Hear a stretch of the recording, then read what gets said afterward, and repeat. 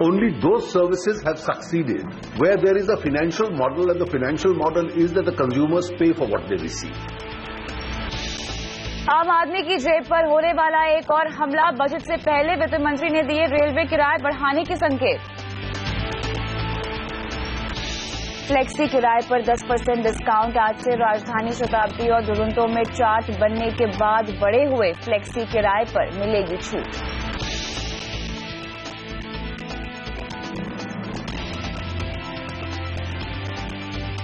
बाजार में आज की रही गिरावट। बैंक शेयरों ने बनाया सबसे ज्यादा दबाव। मिड कैप शेयर भी फिसले।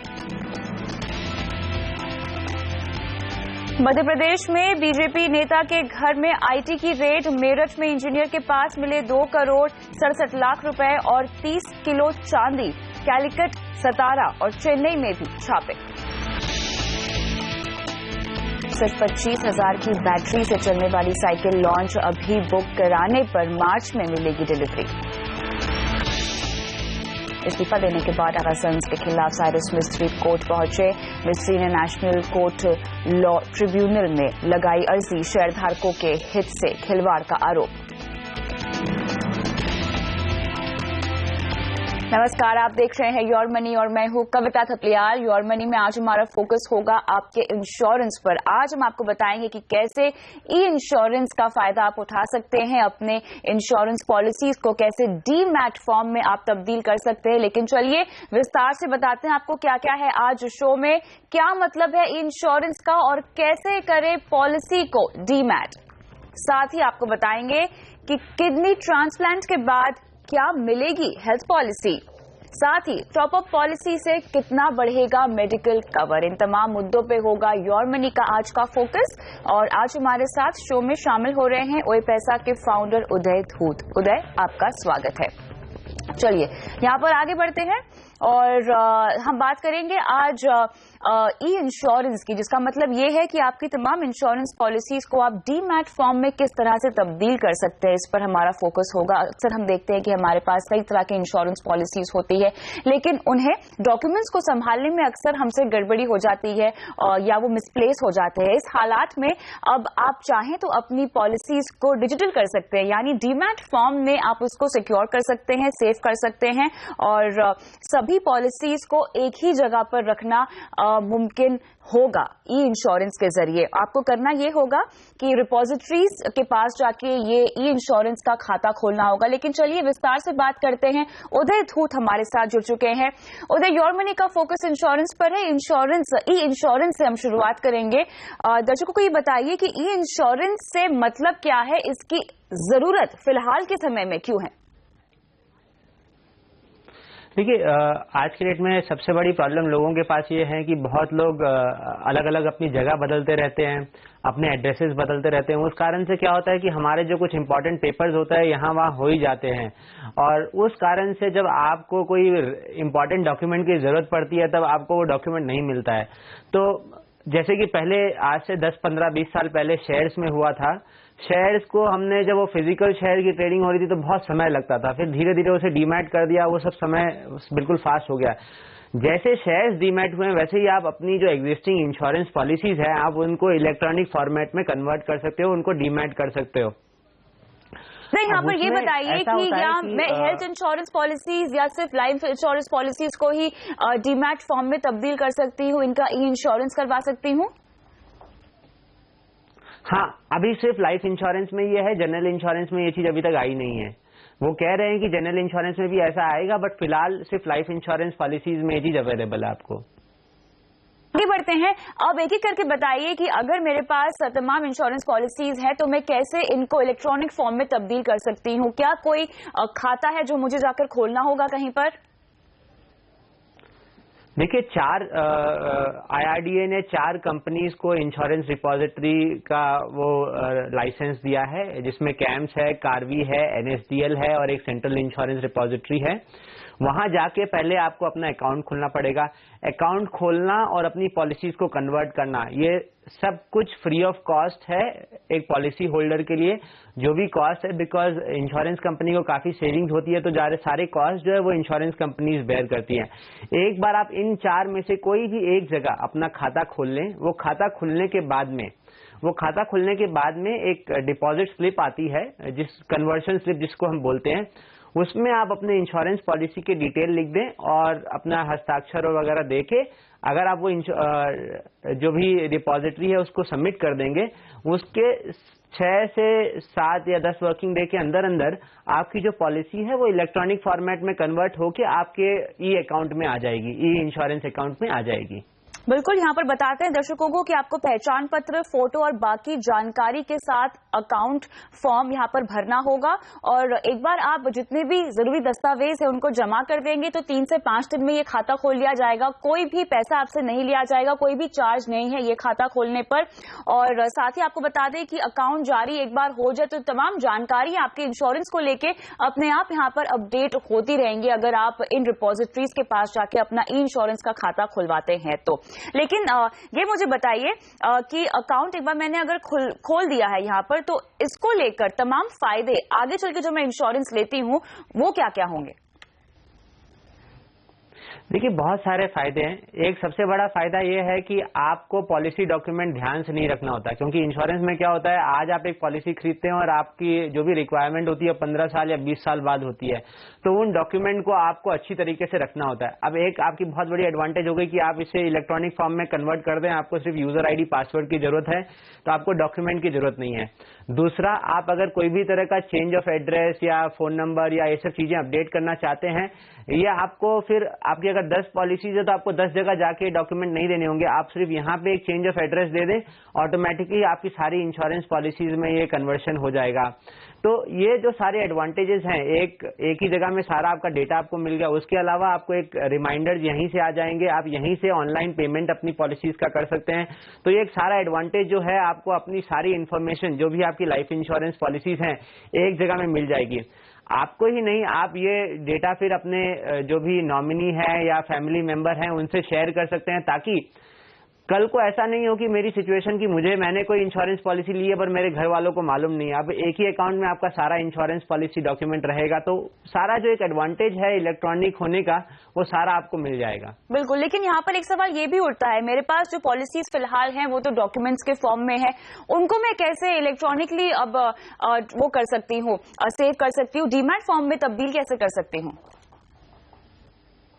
देखिए, उनको इलेक्ट्रॉनिक फॉर्म कन्वर्ट करने के लिए, जैसे हमने पहले कहा, आप पहले अपना एक ई इंश्योरेंस का खाता खोलें, जो 4 रिपोजिटरी है उसमें से कोई से भी एक रिपोजिटरी में अपना खाता खोल लें। एक बार खाता खोलने के बाद में आपको रिपोजिटरी में एक कन्वर्शन डॉक्यूमेंट मिलता है, वो एक तरह का फॉर्म होता है, वो फॉर्म आप भर दें और जो आपकी एग्जिस्टिंग इंश्योरेंस पॉलिसीज है उसके डिटेल उसमें भर दें। वो डिटेल और फॉर्म भरने के बाद में आप वहां सेंट्रल रिपोजिटरी में उसे जमा कर दें। वो करने के बाद में रिपोजिटरी इंश्योरेंस कंपनी से चेक करेगी जो भी आपने डेटा दिया है उसके बारे में, और अगर वो सब सही रहा तो आपकी पॉलिसी कन्वर्ट होके इलेक्ट्रॉनिक हो जाएगी। ये हो गई आपकी एग्जिस्टिंग पॉलिसी को कन्वर्ट करने का तरीका। आप अब नई पॉलिसी जब खरीदेंगे, उस समय खरीदने के समय आप अपना सिर्फ ई इंश्योरेंस अकाउंट नंबर अगर फॉर्म में डाल दें तो ऑटोमेटिकली जब आपकी नई पॉलिसी इशू होगी वो आपके डीमैट जो ई इंश्योरेंस अकाउंट है वहां चली जाएगी। यही नहीं, अगर कल को समझ लीजिए कोई भी कारण से आप चाहते हैं कि मैं अपनी ई पॉलिसी को अब मैं फिजिकल पॉलिसी में फिर से कन्वर्ट कर दूं, तो वो प्रोसेस भी अलाउड है, आप वो भी कर सकते हैं। अब सवाल ये उठता है कि कई लोग ऑनलाइन इंश्योरेंस पॉलिसीज और ई इंश्योरेंस में कंफ्यूज हो जाते हैं। उदय, यहाँ पर दोनों में डिफरेंसेस क्या है और क्या ई इंश्योरेंस के जरिए मैं इंश्योरेंस पॉलिसी खरीद भी सकती हूँ? देखिए, ई इंश्योरेंस अकाउंट जो है वो सिर्फ आपकी पॉलिसी का जमा खाता है, वो एक तरह का खाता है जहां जाके आपकी पॉलिसी जमा हो जाती है। जैसे कि आपका डीमैट अकाउंट है, वहां जाके आपके शेयर्स जमा हो जाते हैं। डीमैट अकाउंट के थ्रू आप शेयर्स को खरीद और बेच नहीं सकते हैं, वैसे ही आप ई इंश्योरेंस के थ्रू आप अपनी पॉलिसीज खरीद नहीं सकती है। ऑनलाइन बाइंग का मतलब ये हुआ कि समझ लीजिए मैं कोई भी एक वेबसाइट में गया, चाहे वो पॉलिसी बाजार हुई या HDFC हुई या ICICI हुई, और वहां मैंने कोई इंश्योरेंस पॉलिसी खरीदी, वो इंश्योरेंस पॉलिसी मैंने ऑनलाइन परचेज की। अब उस इंश्योरेंस पॉलिसी को मैं फिजिकल फॉर्म में भी ले सकता हूं और ई फॉर्म में भी ले सकता हूं। अगर ई फॉर्म में लिया तो पॉलिसी मेरे ई खाते में आ जाएगी, फिजिकल फॉर्म में लिया तो मेरे पास में पॉलिसी डॉक्यूमेंट आ जाएगा। तो ऑनलाइन बाइंग हुई जहां आप पॉलिसी खरीदते हैं, ई इंश्योरेंस अकाउंट जो हुआ वहां पे आपकी पॉलिसीज एक इलेक्ट्रॉनिक फॉर्म में रहती हैं, वहां से आप खरीद नहीं सकते हैं। पॉलिसी का जो ऑनलाइन फिर जो रिन्यूअल प्रीमियम आएगा वो जरूर आप वहां उसके थ्रू पे कर सकते हैं, बट खरीद नहीं सकते हैं।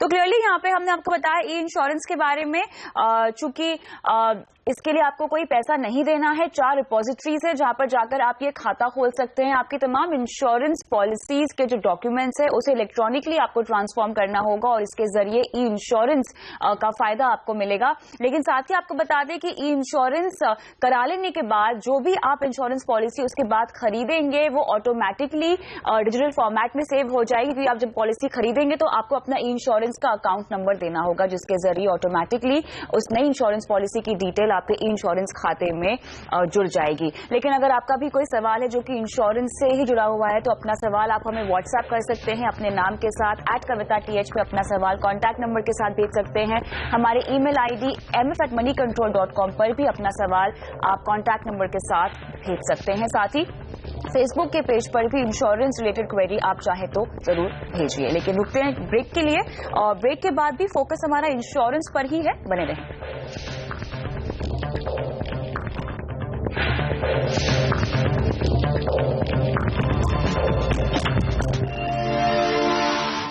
योर मनी में आज हमारा फोकस इंश्योरेंस पर है और आपके तमाम सवालों के जवाब देने के लिए हमारे साथ बैंगलोर से जुड़े हैं उदय धूत। आगे बढ़ते हैं और दिल्ली से सुशील खेमका हमारे दर्शक हमारे साथ फोन लाइन पर हैं। नमस्कार सुशील, बताएं आपका सवाल क्या है? नमस्कार। जी नमस्कार। मैं पेशेंट हूँ और मैं जानना चाहता हूँ कि मेरे लिए कोई हेल्थ इंश्योरेंस है जो हमारी प्री एग्जिस्टिंग डिजीज को कवर कर सके। ठीक है, आपने अपना हाल ही में किडनी ट्रांसप्लांट का ऑपरेशन कराया था? हाँ जी। आप ठीक है अभी? हाँ अभी ठीक है, नॉर्मल है। अच्छा, कब हुआ था आपका ये ऑपरेशन? 27 नवंबर को। अच्छा, तो आपके पास कोई हेल्थ इंश्योरेंस प्लान नहीं था? नहीं, पहले कोई नहीं था, एक्चुअली मेडिक्लेम नहीं था। चलिए, तो अब आप लेने का मन बना रहे हैं और ये पूछ रहे हैं कि क्या अब आपको ये हेल्थ प्लान मिल सकेगा या नहीं। मुझे ये बताइए सुशील जी, आपके परिवार में कौन कौन है, क्या उनके पास हेल्थ इंश्योरेंस है और क्या आप एम्प्लॉयर की तरफ से कवर्ड थे किसी हेल्थ इंश्योरेंस? जी हाँ, एक ये वाइफ है, एक बेटा एक बेटी है और उनके पास हेल्थ इंश्योरेंस है, HDFC अर्गो का है। उनके पास HDFC अर्गो का है, तो उनके पास इंडिविजुअल प्लान है? नहीं, वो ग्रुप प्लान है। तो आप उसमें कवर्ड हैं?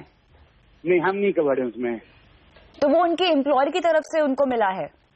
नहीं, मैंने ही करवाया है, लेकिन चूंकि हमारी प्री एग्जिस्टिंग डिजीज थी तो हमारा कवर नहीं दिया गया। अच्छा, तो उन तीनों का मैंने लिया था। ओके, उस लिहाज से एक्चुअली मैंने ICICI प्रूडेंशियल लाइफ में मैंने 2011 में लिया था। उसमें था कि 2 साल के बाद आपका प्री एग्जिस्टिंग डिजीज कवर हो जाएगा और मैंने प्रपोजल फॉर्म भर के भी दिया था, उसमें मेंशन किया हुआ था मेरे हाथ से। लेकिन 2 साल के बाद कंपनी ने माना नहीं, क्योंकि पॉलिसी जो इशू हुई थी उसमें मेंशन नहीं था, वो मैंने देखा नहीं था। तो 2 साल का प्रीमियम देके फिर वो मैंने विड्रॉ कर लिया था वो। चलिए बताते हैं कि अब आपको कौन सा हेल्थ प्लान लेना चाहिए, क्या आपको हेल्थ प्लान मिलेगा या नहीं, इस पर भी एक बहुत बड़ा सवाल है। तो उदय मुझे ये बताइए, 27 नवंबर को इनका किडनी ट्रांसप्लांट का ऑपरेशन हुआ है और अब इनके पास कोई हेल्थ कवर नहीं है। साफ तौर से हेल्थ प्लान मिलने में दिक्कत तो होगी ही, लेकिन क्या ज्यादा प्रीमियम पर ये अपने लिए कोई हेल्थ प्लान ले सकते हैं? देखिए कविता, जो मेरा अनुभव रहा है ऐसे केसेस में जहां कोई बड़ी बीमारी होती है जिसके बाद में अगर लोग हेल्थ इंश्योरेंस लेना चाहते हैं तो क्या इंश्योरेंस कंपनीज करती है, एक तुरंत ही आप अगर कोई मेजर सर्जरी या उसके बाद में अगर इंश्योरेंस लेना चाहेंगे तो इंश्योरेंस कंपनी आपको उस समय रिजेक्ट कर देगी, क्योंकि वो देखेंगे कि एटलीस्ट 3 से 6 महीने का एक समय चला जाए और जो भी पेशेंट हैं वो बिल्कुल नॉर्मल एक स्थिति में आ जाएं और फिर उसके बाद में अगर वो एप्लीकेशन दे तो हो सकता है इंश्योरेंस कंपनी उस चीज को देखेगी। उसके बाद में अब ये ऐसा है कि ऐसा मैं बिल्कुल नहीं बोल सकता हूँ कि हाँ इंश्योरेंस कंपनी आपको जरूर इंश्योरेंस देगी, बट अगर हम अपनी जो भी एक नॉर्मल स्थिति है, जो भी बाकी अपनी रिपोर्ट्स हैं वो दिखाएं तो हो सकता है कि एक एक्सक्लूशन के साथ में किडनी का जो भी एक्सक्लूशन है वो एक्सक्लूशन तो होगा ही, वो एक्सक्लूशन के साथ में हो सकता है हमें कोई पॉलिसी इशू हो जाए, ये भी हो सकता है कि पॉलिसी हमें इशू ना हो। तो मेरे ख्याल से यहाँ पे एक ट्रायल करना पड़ेगा, बट तुरंत अप्लाई करके कोई फायदा नहीं है मेरे ख्याल से। एटलीस्ट 3 या 6 महीने का समय जाने दें, उसके बाद में अप्लाई करें और देखें इंश्योरेंस कंपनीज क्या बोलती हैं। 2 चीजें यहाँ पे मेरे ख्याल से, एक प्राइवेट कंपनी, सॉरी कोई रिकमेंडेशन आपकी तरफ से, अगर ये 6 महीने बाद ट्राई करते हैं पॉलिसी? रिकमेंडेशन मेरा ऐसा है कि मेरा मानना यहाँ पे ये होगा कि पब्लिक सेक्टर कंपनी में पहले ट्राई करें, और उसके बाद में अगर नहीं हो सकता है प्राइवेट सेक्टर में ट्राई करें। पहले पब्लिक सेक्टर में ट्राई करें, क्योंकि वहां पे थोड़ा वो लीनियंट उनको देखा गया है। ट्राई करें और हो। मैंने पहले ये जरूर देखा है कि हमारे कुछ क्लाइंट्स थे जिनको कैंसर थी, वो कैंसर से बिल्कुल रिकवर हो गए, और उसके साल बाद 2 साल बाद में उनकी वो पॉलिसी ली तो उनको वो नॉर्मल पॉलिसी जो है एक थोड़ा ज्यादा प्रीमियम देके इशू हुई है। तो ऐसा होता जरूर है, ऐसा नहीं है कि बिल्कुल हो भी नहीं सकता, हो सकता है, बट उसको समय दे के आप अपने डॉक्यूमेंट्स को अच्छी तरीके से समझाएं और कंपनी को अपना पूरा रिपोर्ट वगैरह सब पेश करें, तो हो सकता है कि ये केस आपका कन्वर्ट हो जाए। तो क्लियरली यहाँ पर आपको 6 महीने और रुकना होगा सुशील जी। उसके बाद आप पहले किसी पब्लिक सेक्टर कंपनी के जरिए हेल्थ प्लान लेने की कोशिश करें, और प्री एग्जिस्टिंग डिजीज वैसे बहुत ही रेयरली कवर होती है। और अब की बार अगर आप कोई प्लान लेना चाहें, कोई पॉलिसी अगर लेना चाहें, तो डॉक्यूमेंट्स को ध्यान से पढ़ लें। जो फ्री लुक पीरियड मिलता है 15 दिन का, उसका फायदा उठाइए और तमाम डॉक्यूमेंट्स, टर्म्स एंड कंडीशंस को पढ़कर ही आप उस पॉलिसी को खरीदें। और 6 महीने का इंतजार करना पड़ेगा हालांकि आपको फिलहाल। उम्मीद करते हैं कि आपके सवाल का जवाब हमने दे दिया है, और रुकते हैं एक ब्रेक के लिए।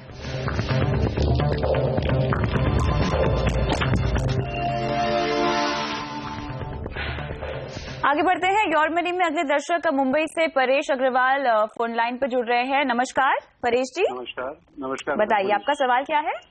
हाँ जी, मैंने एक 5 लाख का इंश्योरेंस लिया हुआ है, ओके, मेडिक्लेम। उसके ऊपर मैंने टॉपअप लिया हुआ है, ओके, अराउंड 10 लाख का LNT का। ओके, तो वो टॉपअप का एग्जैक्टली मतलब क्या होता है एंड उसको कैसे यूज किया जाता है? तो आपने बिना मतलब समझे टॉपअप ले लिया? नहीं, मतलब उन्होंने मुझे समझाया कि ये जो प्लान है ये एक्सटेंड हो जाएगा सीधा, ठीक है, डायरेक्टली एक्सटेंड हो जाएगा। आप किसी इंश्योरेंस कंपनी के पास गए थे, या उनका एजेंट, उनका रिप्रेजेंटेटिव आपके पास आया था? एजेंट से लिया था।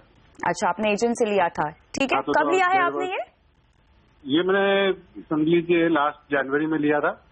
ठीक है, चलिए उदय धूत हमारे साथ आज जुड़े हुए हैं शो पर। उदय, समझदारी का काम किया है इन्होंने, अपनी 5 लाख की पॉलिसी पर इन्होंने टॉपअप प्लान ले लिया है 10 लाख का। बोल रहे हैं एजेंट ने भेजा है, जब खरीदा तब शायद पूरा मतलब नहीं समझ पाए, लेकिन योर मनी के पास आए हैं समझने के लिए, और इनके जरिए वो तमाम दर्शक जो कि टॉपअप प्लान अब तक लेने के बारे में सिर्फ सोचते ही आए हैं, उनको हम समझाते हैं कि टॉपअप के फायदे क्या हैं।